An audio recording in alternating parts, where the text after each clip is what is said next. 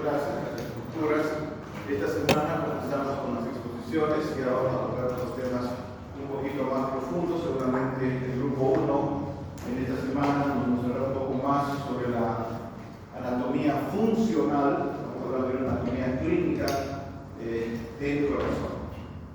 Sin embargo, estamos un poquito en alerta ahora sobre el tema del dengue, porque parecería que ha aparecido un mosquito que lo llaman el tigre de Asia, que ha sido identificado por ustedes, pero todavía no se están informando realmente. Pero este mosquito es más resistente, ¿no?, que el mosquito Aedes aegypti, y el fenómeno, las características morfológicas habían sido que tiene una línea blanca en todo su dorso y tiene en sus patitas puntos blancos. En este caso se encuentra uno de estos mosquitos, y lastimosamente no solamente va a contagiar el dengue, sino que este mosquito contagia el dengue, el zika, la chikungunya, la fiebre amarilla, a todos los virus que estamos pasando en este momento, que los llamamos tropicales, y es más resistente al frío, más resistente a lugares donde no hay agua. Entonces ya se convierte en una alerta. Posiblemente cuando se descubren todos estos casos, el mosquito ya debe estar acá en Santa Cruz, me imagino, ya debe haber por eso la gran elevación que hemos tenido en los casos, podría ser eso. Pero sin embargo, la recomendación que ustedes tienen que dar a sus pacientes es la utilización de las medidas básicas, los repelentes. Parecería que ya sí tenemos que acostumbrarnos a dormir con mosquiteros, especialmente los niños. Tenemos que mejorar la protección de nuestro domicilio con las redes, en las ventanas, en las puertas, etc. Entonces, eso todavía les cuento extraoficialmente, pero es algo que nos preocupa. Más están en las fronteras, justamente en las fronteras con el Brasil, ahí están más estos casos. Entonces tenemos que tener en cuenta, ¿ya? Para que, bueno, si es así, me imagino que la siguiente ola que venga con el dengue ya va a venir con más virus, ¿no? Los pacientes están llegando con algunas signos y sintomatologías, y eso significa que tenemos que, tú ya por tu parte repasarás los signos y síntomas del dengue, los signos y síntomas del zika, los signos y síntomas de la chikungunya, los signos y síntomas de la fiebre amarilla.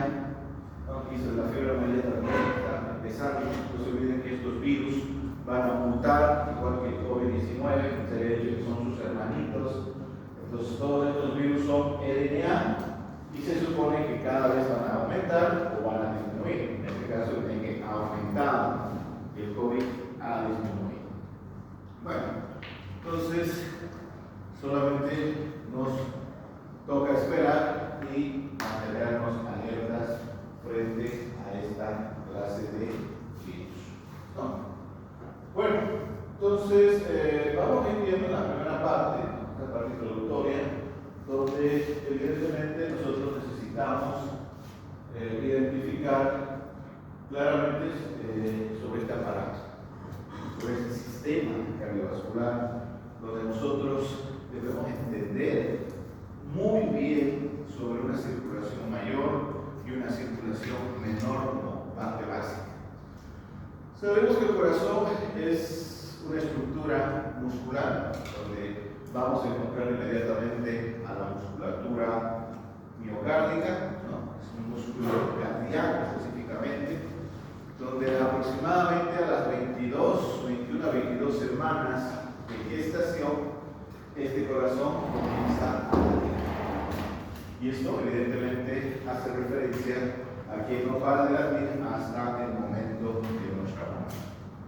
Y eso ocurre a partir de los 74 años, ¿no? Aquí hemos prolongado un poquito más la vida de nuestros pacientes.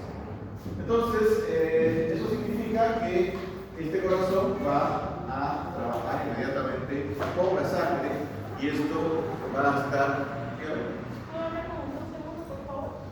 ¿Quieres este curso? Sí. Inmediatamente llegar al diagnóstico y tipo de dolor que les había dado en la anterior clase, y esto nos ayuda inmediatamente a poder detectar la primera causa de muerte en todo el mundo, ¿verdad?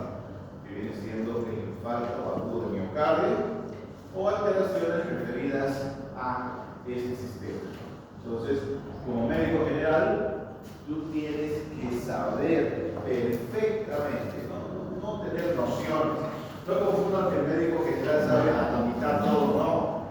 Tienes que dominar inmediatamente todos los temas de índole de salud que va a atacar a nuestros pacientes. ¿No? Habíamos dicho que tienes que dominar los temas de enfermedades cardiocirculatorias, porque es la primera causa de muerte.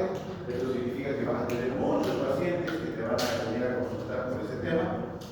Dos, el tema del cáncer. Sí, también tienes que estudiar el cáncer, tienes que ver cómo se forma, cómo puedes prevenir, qué tipo de cáncer hay. Tres, enfermedades metabólicas, diabetes, obesidad, síndrome metabólico, que también los tienes que aprender, porque son preguntas de examen de grado también, son preguntas fijísimas.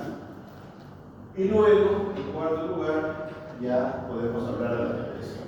Bueno, la depresión, que también es la cuarta causa de muerte de todo el mundo. ¿Por qué? Porque los pacientes se suicidan, mueren. Entonces también nos preocupa. Entonces, esos cuatro temas los tienes que ir aprendiendo, ¿no? Los tienes que ir desarrollando. Nosotros en esta primera parte vamos a hablar sobre los problemas sanguíneos que vamos a encontrar en este aparato, pero ya en la fisiopatología 2 hablará sobre los nervios relacionados a eso.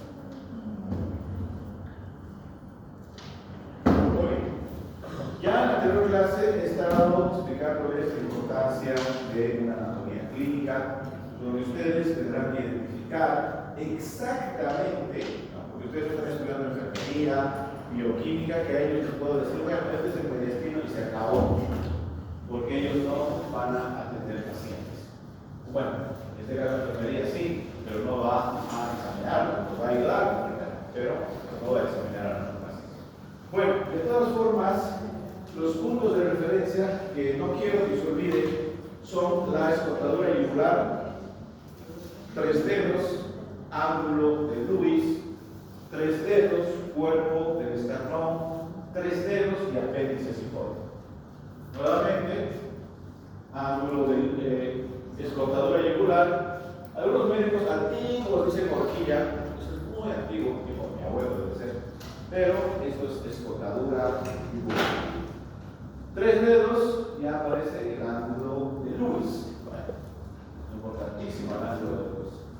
Y luego, otros 3 dedos, ya estaríamos frente a la mitad del cuerpo del esternón. Y luego, otros 3 dedos más, estaríamos frente a el apéndice cifoide. Ahí está. ¿Ya? Eso tienen que saber, porque son puntos que me han ayudado en la exploración física del paciente. Así vas a poder identificar los diferentes tipos de tórax que tenemos y vas a poder encontrar los mediastinus. En la parte posterior, las vértebras que tienes que recordar son la torácica 1, la torácica 4 y la torácica 2. Soy experto en identificar todos los huesos del cuerpo en la radiología, identificar todos los tipos de hueso en una tomografía. Entonces, ya con esos puntos podemos realizar planos, cortes, y esto inmediatamente está relacionado con un ángulo de Lewis, por ejemplo, un plano horizontal hasta la vértebra torácica 4. Y como ustedes pueden observar, ya podemos dividir exactamente al mediastino. En el paciente, en una placa radiológica o en un estudio de tomografía computarizada. Entonces, hasta ahí tenemos que hablar de 2 mediastinos. ¿Ya? Un mediastino superior es todo lo que está arriba del ángulo de Lewis, y un mediastino inferior debajo del ángulo. No se olviden del primer pilar que les enseñó en la primera clase. Es esa posición en la que estamos estudiando a todos los pacientes. ¿Ya? Y todos los médicos del mundo estudian en esa posición. Entonces, el mediastino inferior se va a subdividir, como ustedes observan, en un mediastino anterior, que es completamente delgado, como ustedes están viendo en esta imagen, muy delgado, en un mediastino medio, y es donde está el corazón, y en un mediastino posterior. Ustedes como médicos van a tener que explicar desde ese punto de vista. No quiero que me digan, no está detrás del corazón, está entre los pulmones. No, esto ya no. Se tiene que identificar el mediastino medio, ¿no? Ahí empiezan las preguntas, ¿no? Si tú no sabes dónde está el corazón y me dices que está por ahí entre los pulmones, la primera pregunta será, ¿qué es mediastino? Si no defines qué es mediastino, pues ya sabemos que no te estás ubicando dónde va a ser el corazón y por ende no vas a poder colocar ninguno de los electrodos para hacer un electrocardiograma. Todo eso también es muy importante que lo vayamos recordando. Bueno, en este caso, esta es la imagen que quiero que graben en sus cerebros, en el hipocampo, donde se encuentra exactamente el corazón. Mediastino medio recubierto por el pericardio. Muy bien. Entonces, a partir de esto, nosotros ya podemos identificar claramente los diferentes tipos de tórax que vamos a explorar. El tórax femenino y un tórax masculino. Y también el tórax de los niños, que también tienen las mismas características, pero son más pequeños. ¿Ya? Entonces, acostúmbrense, por favor, a poder estudiar todo de la parte semiológica. ¿No? Hay pacientes pediátricos, pacientes neonatales, que van a tener la oportunidad de poder explorarlos, pacientes adultos, pacientes de la tercera edad, tienes que conocer todo, tienes que poder explorar ese tipo de cosas. Entonces, si nos toca un paciente de sexo femenino, pues vamos a encontrar inmediatamente las glándulas mamarias, ¿no? Entonces, unas glándulas mamarias que va a estar entre la costilla 2 hasta la costilla 7 aproximadamente. Entonces, ya marcaríamos la escotadura yugular, 3 dedos, ángulo de Lewis, 3 dedos, cuerpo del esternón, 3 dedos y apéndice cifoide. 3 puntos importantes que los hacemos coincidir con la vértebra torácica 1, torácica 4 y torácica 12. Esto también, ¿no? En la parte posterior, donde si efectivamente le hacemos agachar al paciente y va a salir la segunda paciente, y por debajo ya encontraríamos inmediatamente a la vértebra torácica 1, torácica 4 y torácica 12. Ahí está el dolor en un infarto de miocardio, ¿no? Donde está por debajo la torácica 4, que ve la espalda del paciente con un infarto de miocardio, especialmente cuando la arteria coronaria, en este caso derecha, ¿no? Va a ser la más afectada. O va a ser afectada la irrigación del ventrículo izquierdo, que es lo que debemos conocer, ¿no? Y si vemos así al paciente, está moviendo el ventrículo izquierdo. Si lo vemos así al paciente, estaría moviendo al ventrículo derecho, ¿no? Eso es importante que recordemos. Entonces, una vez que identificamos estos puntos de referencia, ya nos animaríamos a poder identificar una placa radiológica. Bueno, donde sí encontraríamos claramente al mediastino medio. Lo mismo, escotadura yugular, ángulo de Lewis, cuerpo del esternón y apéndice. Entonces, también necesitamos identificar el tórax en una vista lateral, donde evidentemente encontramos ya lo mismo que les encontraba hace un momento en la primera diapositiva, lo mismo encontraríamos ya en una placa lateral. Entonces, acá ya podemos nosotros identificar los puntos de referencia, soltadura, ángulo de Lewis, cuerpo del esternón, apéndice. Torácica 1, torácica 4, torácica 2. Mediastino superior, mediastino inferior. El inferior se subdivide en mediastino anterior, mediastino medio y un mediastino posterior. ¿Listo? Debajo ya saben que está el diafragma, inmediatamente empieza la rama. El otro tórax que necesitamos explorar es más fácil porque en la mujer le da la mamaria, que nos molesta un poquito en esto. Pero, sin embargo, en el sexo masculino, pues ya se puede realizar libremente, se puede decir. No olviden que cuando exploren a una paciente de sexo femenino, siempre esté presente su familiar o esté presente la enfermera. ¿Listo? Para poder realizar algunas maniobras para evitar malos entendidos. Entonces, lo mismo acá en tórax masculino, escotadura yugular, integralmente en 3 dedos el ángulo de Lewis, cuerpo del esternón y apéndice sifoide. Entonces, nuestra imagen tendrá que estar referida al intestino medio. Lo mismo en la parte posterior, las vértebras, torácica 1, torácica 4 y la torácica 12, proyectando siempre al mediastino medio. Lo mismo, la radiológica, mediastino medio, una vista lateral de nuestro paciente, mediastino superior, mediastino inferior, anterior, medio, posterior. ¿Listo? ¿Comprendido? Bueno. Entonces ahora los contenidos ya lo saben, serían pasadores. Entonces nosotros ya veríamos parte fisiopatológica del texto.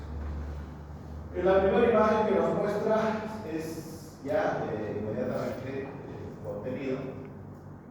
Los grandes vasos que para nosotros son el tronco pulmonar, el tronco que es sinónimo de arteria, el tronco aórtico, acá la aorta ascendente, que vean que el ángulo de Lewis nos muestra inmediatamente esa división de la aorta, ¿no? En una aorta ascendente, un arco aórtico y una aorta descendente. Habíamos visto que la forma del corazón es una forma piramidal, básico. Pues ovalado, ¿no? No sé si es triangular tampoco, como piramidal, ¿no? Una pirámide está echada y está dirigida a la parte izquierda, ¿no? Que viene siendo lo normal para nosotros. Entonces acá está el vértice y el vértice se llama apex, y si el vértice está en este punto, en el lado opuesto tendrá que estar la base, ¿no? Es una pirámide echada, o más en este caso. Bueno, entonces sí, en un corte podemos identificar el ventrículo izquierdo y el ventrículo derecho. En la parte clínica, lo que nos interesa en este caso es poder identificar los tipos de dolor.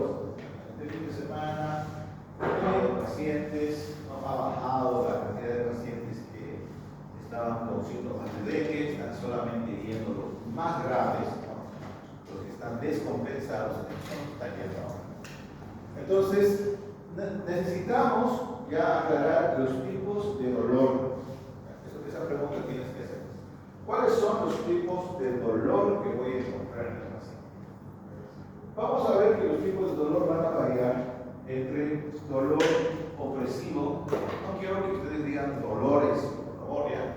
Dolores es el nombre de una mujer, la señora Dolores. Ustedes tienen que saber conjugar esta palabra como dolor. No está bien eso. Algunos profesionales dolores. Bueno, entonces, este tipo de dolor inmediatamente va a ser el primero opresivo, compresivo, opresivo. Va a ir de leve a moderado y a severo. Ese es el que nos tiene que preocupar bastante. Leve nos usaremos a una angina. Y esa angina está relacionada con una obstrucción parcial, que entre los pacientes lo entienden como un preinfarto. ¿Sí? ¿Es un preinfarto? Sí. Si no te cuidas, sí. Si sigues tomando tu vaso de jugo de naranja todos los días, te va a llegar a bloquear y vas a tener un infarto agudo de miocardio. Exactamente. Necesitamos evitar consumir tanta fruta en 24 horas. El segundo dolor es mucho más grave. Les había dicho, es un dolor tan grave que ya nos habla de un infarto agudo. El otro tipo de dolor que vamos a encontrar es el tipo pungitivo, ¿no? Como les había hablado la anterior semana. Entonces, a partir de ahí nosotros ya empezamos a poder identificar a nuestro paciente. Este primer dolor, el opresivo grave, que nos tiene que preocupar, y ya tenemos que tener el contacto del cardiólogo, tienes que tener tu agenda con todo tu equipo de trabajo. Es así, por favor, jamás se agarre a un paciente que no pueda resolver su caso clínico. Siempre trabajen con un equipo médico, ¿ya? Porque eso no es que es mi paciente, yo quiero que solamente a mí me paguen. Esas cosas les cuento que no van bien. ¿Listo? Entonces, ese tipo de dolor que nos tiene que preocupar, que es el dolor del infarto del miocardio, pues tiene sus características, es un dolor no referido. En este caso, hay un dolor a nivel precordial. Ese dolor se irradia al cuello, se irradia a la mandíbula, a la espalda y en toda la parte medial del brazo izquierdo. Ese sí nos tiene que preocupar. Ese paciente que le duele el cuello, le duele la mandíbula, le duele la espalda, le duele la región precordial y le duele la parte interna del brazo, de todo el brazo izquierdo, ese sí está con un cuadro grave. Eso no va a olvidarse. Entonces, ese dolor inmediatamente va a referirse, ¿no? Y vean, hay otras regiones también donde existe dolor a nivel del epigastrio, ¿no? Pensaría que ese dolor podría ser de alguna alteración del aparato digestivo, pero no, también vamos a encontrar un dolor referido a ese nivel, que viene siendo la cara diafragmática del corazón. ¿Qué síntomas vamos a tener en este paciente? Sudoración, náuseas, ese dolor que te había dicho, las diferentes regiones que vamos a tener, y el paciente ya va a estar con ese dolor, muy preocupado, algunos pacientes ya están llorando, algunos pacientes se están despidiendo. Tú ya tienes que haber llamado al cardiólogo de ese momento.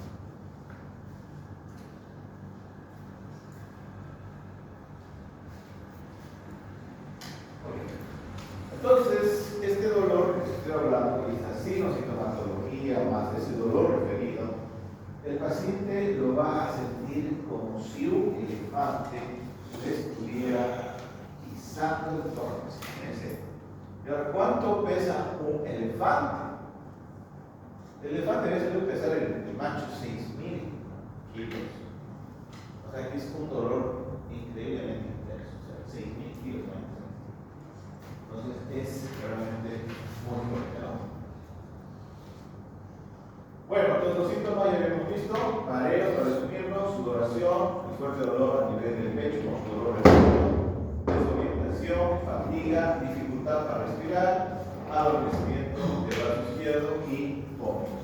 En este caso, cuando solamente hay un síntoma, por ejemplo, un paciente que fue ayer de la consulta médica, un paciente hipertenso, siempre veremos qué enfermedad se tiene, qué medicamentos se está tomando, pero un paciente que inmediatamente tenía un dolor en el pecho, en la región precordial, pero carecía del dolor referido. Bueno, a la anamnesis, el paciente nos refería que era un paciente hipertenso y estaba con su medicación. Pero el cardiólogo no le había dicho, hace un año, sería bastante tiempo, hace un año, no le había dicho que ese paciente con hipertensión arterial no me tiene que tomar café. Y ese paciente ayer lo había hecho y su esposa le había preparado 2 tazas de café. Entonces, tampoco le había dicho que hay medicamentos que tienen cafeína, como el migradol, que la dosis que le pone de cafeína es como 4 tazas de café. ¿Listo? Eso también tiene que revisarlo. A ver, el paciente le duele la cabeza,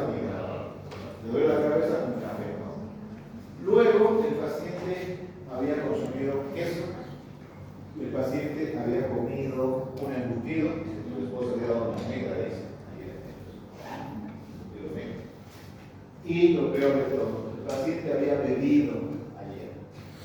O sea, ha hecho todo lo que no tiene que ser un paciente hipertenso. Y ayer se lo ha notado la receta médica. Usted no tiene que comer esto. Y así emocional. Ha llegado con una presión de 170/90. ¿Ya? Entonces, bueno, el paciente parecería que no tenía esa información. No quiero pensar que el cardiólogo que le ha atendido no le ha dicho, porque quería que vaya más a sus consultas médicas, porque no soy de 13 médicos. Se le dice las cosas de frente al paciente y las cosas que tiene que hacer. Entonces, bueno, el cuadro se ha presentado así. ¿Listo? Y la esposa, que le gustaba automédica, le había dado otra dosis de medicamento. ¿Qué hemos hecho? Lo único que hemos hecho es controlar la presión arterial y, como les había enseñado, hemos utilizado el capto de 50 miligramos, pulverizado en un mortero y luego depositado bajo la lengua, para que por medio de las venas raninas ingrese al atrio derecho y pueda seguir una circulación pulmonar y sistémica. En 20 minutos ya su presión comenzó a descender. Y ese dolor de pecho que él tenía, pues obviamente ha ido desapareciendo. ¿Ya? Entonces, esa es la forma como ustedes tienen que ir ya promocionando la salud, haciendo prevención de la salud. Y le he hablado de la cantidad de sodio que debemos consumir por día. ¿Cuánto es la cantidad de sodio? ¿Cuánto? ¿Cuál es la cantidad de sodio que tenemos que consumir por día? 2 gramos de sodio. ¿Ya? Y ese paciente no tenía ese dato. Y le explicaba, de hecho, ese embutido tiene 10 gramos de sodio.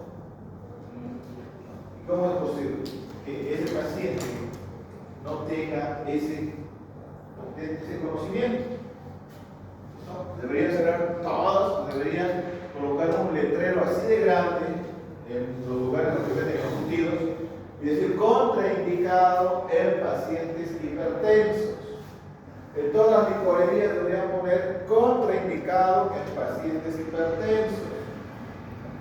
¿No ven? Donde venden queso, contraindicado en pacientes hipertensos. Nescafé debería poner contraindicado en pacientes hipertensos. ¿Es? Pero no. Bueno, nos conviene, pero no de esa forma. Entonces, he explicado que si esa presión aumentaba a 180, 190, 200, pero lo máximo que podemos tomar con el tensiómetro es 300, ¿no? Ya en 200, 250, 270 iba a reventar una de las arterias del cerebro, ¿no? En este caso, he dicho palabras sencillas, no he dicho polígono de Willis, pero el paciente iba a quedar hemipléjico. Ese paciente que llega a 240, 250, lo empieza a vomitar y algunos pacientes fallecen en emergencia. ¿Falleces o quedas hemipléjico? Entonces, creo que esta charla ha sido muy clara para él. Agradeció al final de la consulta y bueno, tiene su control la siguiente semana, a ver cómo va con la alimentación. Lo mismo sucedió con otra paciente, ¿no? Que llegó con un cuadro de hipertensión arterial. Esta paciente jamás había ido al cardiólogo, pero estaba consumiendo los mismos alimentos. El fin de semana fue su segunda consulta de control. Necesitamos controlar nosotros 3 veces antes de mandar al cardiólogo, no solamente una vez. Hizo todo lo que se le recomendó, evitó consumir todo lo que les he dicho y su presión estaba en 118/80.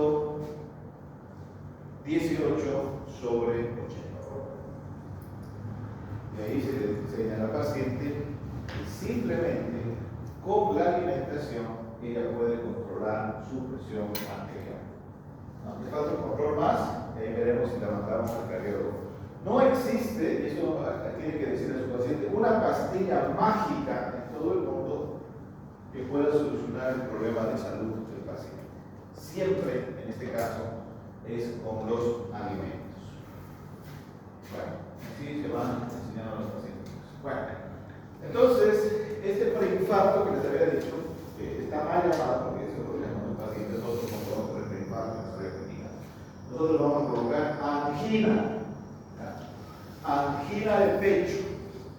Una angina de pecho estable cuando ustedes empiezan a trotar, quieren ir al gimnasio, quieren hacer ejercicios, pero se presenta ese dolor de tipo opresivo cuando ustedes comienzan a hacer ejercicio. Entonces ha pasado en algún momento, es el momento de bajar el consumo de fructosa. Ya no me piensen que las frutas son saludables. Las frutas son saludables cuando sepas qué cantidad tienes que consumir en 24 horas. No es agarrarte 5 litros de tampico y tomarte el otro litro al día. No. Entonces ahí tenemos en cuenta eso. Tampoco consumir miel y abeja todos los días. Todo tiene su medida. Luego, la otra angina del pecho es la inestable. Es la que aparece cuando tú estás sentado, tranquilo, y de nada te viene un dolor opresivo. Te duele. Entonces, en estos casos, se ha visto conveniente que los pacientes que están empezando a sentir esta angina de pecho vayan consumiendo algún anticoagulante, porque se supone que hay una obstrucción parcial de las arterias coronarias. ¿Y cuál es ese anticoagulante básico que podemos utilizar? Es una R, por lo cual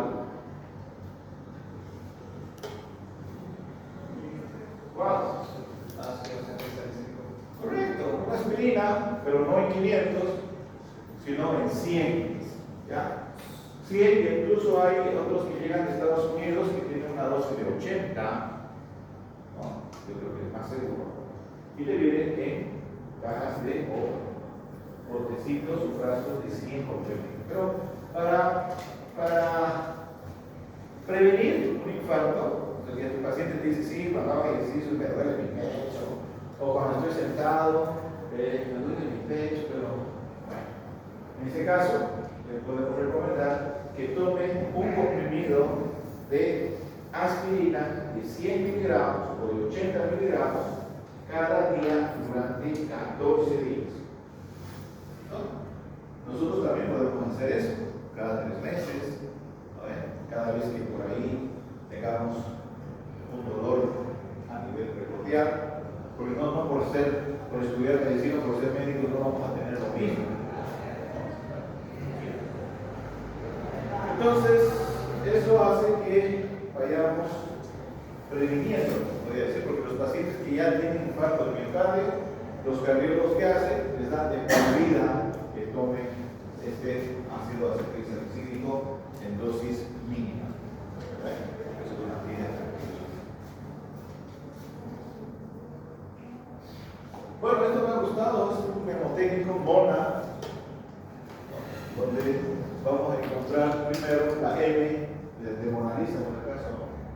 MONA significa morfina, un analgésico, pero vamos a utilizar morfina en este caso. Eso ya es el último caso. Podemos utilizar un tramador, podemos utilizar, bueno, en este caso estamos evitando utilizar diclofenaco, naproxeno, nada que sea eso. Pero si el paciente no tiene esta clase de signos y sintomatología, sí le podemos dar, porque estos medicamentos o estos AINES solamente duran 8 horas en el cuerpo. Entonces, un analgésico. Luego pasamos a la oxigenación. Este es el protocolo que tienes que hacer en cualquier paciente que llegue con ese dolor opresivo peculiar. Pero tienes que saber también que cuando oxigenas a tu paciente, le vas a colocar a 6 libras o a 5 libras, ¿no?, de oxígeno, pero tienes que tener mucho cuidado acá. Se coloca oxígeno solamente cuando tengas una saturación menor a 95%. O sea que sí tienes que tener tu oxímetro, sí, ¿ya? Tienes que tener un oxímetro. Ese oxímetro es el que te va a permitir saber qué paciente necesita oxígeno o no necesita oxígeno. No es que el paciente diga, ay, oxígeno, y vuelve a meter oxígeno ahí. No, el paciente no te puede decir eso. Un momento, señora, un momento, señor. Vamos a ver si necesita oxígeno. Tú colocas tu oxímetro y tu oxímetro va a marcar acá en Santa Cruz, marca los 58, 99, como estamos casi a nivel del mar, pues tenemos una gran presión barométrica y va a marcar eso. No necesita ese paciente. Señora, cálmese, tranquilícese. En este caso podemos tal vez hacer una nebulización, pero no oxígeno. ¿Por qué les digo eso?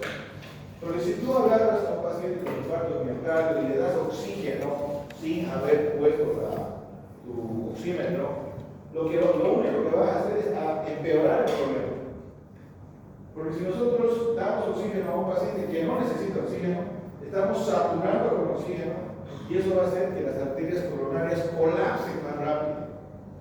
O sea, las arterias coronarias van a contraerse y el infarto va a ser mucho más rápido. ¿Ya? Eso, por favor, es muy importante que lo aprendan ahora, porque si no tienen un oxímetro, es algo que estarían haciendo a ciegas. Luego, la nitroglicerina, en este caso el captopril, utilizamos acá de 50 miligramos, está el ácido acetilsalicílico, que ya saben la dosis. Entonces, esto, créanselo, es un protocolo general que se realiza hasta que llegue el cardiólogo. ¿Listo? Entonces, Mona Lisa.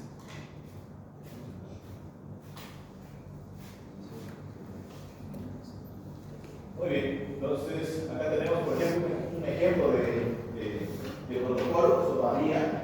Ahí está la morfina, una ampolla, 10 miligramos por ml, 9 cc en este caso. El oxígeno, saturación, ahí tiene menor a 92 en este caso.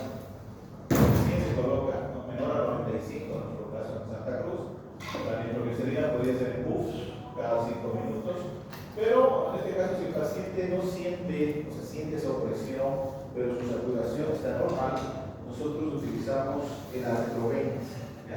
El Artrovent, 20 gotas diluido en 5 ml de solución fisiológica. Artrovent es un vaso o broncodilatador. O si en determinado momento ya el paciente está sintiendo esto, el broncodilatador más general que es el Artrovent, es la Dexa. La Dexa en la zona de 8 miligramos, antiinflamatorio, pero esto también ayuda en estos casos. Y el ácido acetil, pero mejor 100, 80, como se ve. Este es el ácido acetilsalicílico, aspirina de 100. El paciente, ningún medicamento puede tomar en ayunas, por favor, ninguno. La mayoría, el 99%, digamos así. Hay uno que otro por ahí. Pero el 99% de los medicamentos jamás se los tienen que tomar en ayunas. Porque ese es otro caso clínico del hipertenso. ¿No? El hipertenso llega descompensado, desmayado de la consulta médica. Porque esta señora o este señor había pensado que tomando su tabletita hipotensora va a ser mejor en ayunas. No, es peor. Todos en la mañana nos levantamos con una presión baja. Y si tú tomas algún medicamento, y no solo los hipertensos, en la mañana te levantas con una presión baja. Entonces, si tomamos cuando una presión está baja, obviamente esa presión va a bajar más. Y eso sí, bueno, ese caso tiene pues fácil, solamente es hablar con el paciente. Y te dice, sí, he tomado esta mañana, ¿ha desayunado? No, no he desayunado, he tomado antes del desayuno. Ah, listo. Fácil. Solamente es eso, explicar. Bueno, no lo sigo públicamente, pero porque el paciente hoy bueno. Entonces, este sistema va en esta primera parte. Nosotros podemos ya empezar a atender al paciente y explicar por qué ese dolor opresivo. Un dolor opresivo que en determinado momento va a ser parcial, es hablar de una angina de pecho, va a ser un dolor opresivo como si un elefante estuviera aplastando 6.000 kilos, imagínense, algo tan grave. Y esto va a variar, ¿por qué? Porque vamos a empezar a tener obstrucciones a nivel de las arterias coronarias, específicamente. Entonces, ahí está, tomando jugo de naranja todos los días, si no hace jugo de naranja, su soda, cualquier soda, ¿no? Todo lo que es dulce, todo lo que es fructosa. Y aquí tenemos que comer grasa te va a sacar esto, ¿no? Va a aparecer esto, ¿no? Los dulces, estamos hablando de los triglicéridos altos. Ahí están las arterias coronarias, como vemos en la imagen, ya se ha formado la obstrucción y inmediatamente se produce un infarto, ¿no? Depende de dónde quede el coágulo, ¿no? Sabemos que las arterias van disminuyendo de calibre y donde encontremos un electrocardiograma, claramente podemos identificar eso, indicar qué parte. Pero clínicamente, si el infarto es en el ventrículo izquierdo, el dolor va a ser en el pecho. Si el infarto es en el ventrículo izquierdo, va a ser el dolor en la espalda. Ambos van a complementarse inmediatamente con el dolor en la mandíbula, en el cuello y el brazo, como estamos viendo, es el dolor referido característico. Esto nos tiene que ayudar a diagnosticar a nuestros pacientes. Bueno, no se tranquilos, no se asusten. Esto es el otro tipo de dolor que vemos ahora. Este dolor es el dolor pungitivo. Acá ya podemos respirar tranquilos, ¿no? Aquí ya el caso clínico ya es tranquilidad. Explicando para que no se asusten cuando el dolor les diga es como un cuchillo si estuviera atravesando mi tórax, y ese rato le estás llamando al cardiólogo. No, calma, aquí calma, hay que calmar al paciente. Entonces, en este caso, ese dolor, ¿no?, que el paciente te refiere es un dolor como si una espada estuviera atravesando el corazón. Había terminado con su novia, Entonces, ese dolor que el paciente refiere es un dolor de tipo pungitivo. Entonces, ¿dónde nosotros vamos a encontrar a una estructura? En este caso, el pericardio. ¿Alguien me podría decir complicación de qué patología es la pericarditis? Porque eso no aparece ahí, nada más.